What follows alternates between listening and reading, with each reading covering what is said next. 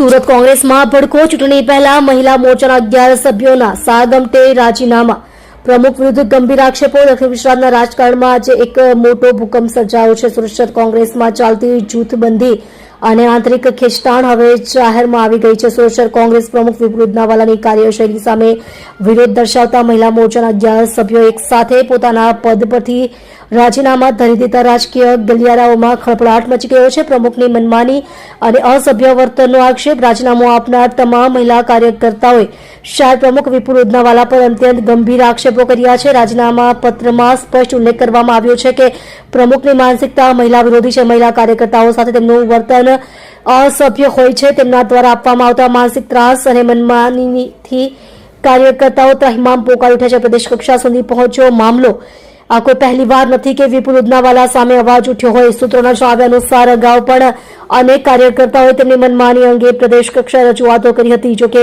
કોઈ નક્કર કાર્યવાહી ન થતા અંતે મહિલા મોરચાએ આક્રમક વલણ અપનાવ્યું છે।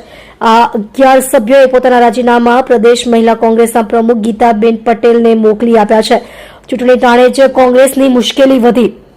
આગામી સમયમાં જ્યારે ચૂંટણી યોજાવાની છે ત્યારે સંગઠનમાં પડેલું આ ગાબડું કોંગ્રેસ માટે નુકસાનકારક સાબિત થઈ શકે છે। કાર્યકર્તાઓનો આક્ષેપ છે કે જ્યારથી વિપુલ ઉદનાવાલા શહેર પ્રમુખ બન્યા છે ત્યારથી પાયાના કાર્યકરોની અવગણના થઈ રહી છે। મહિલા શક્તિનું અપમાન કે આંતરિક રાજકારણ।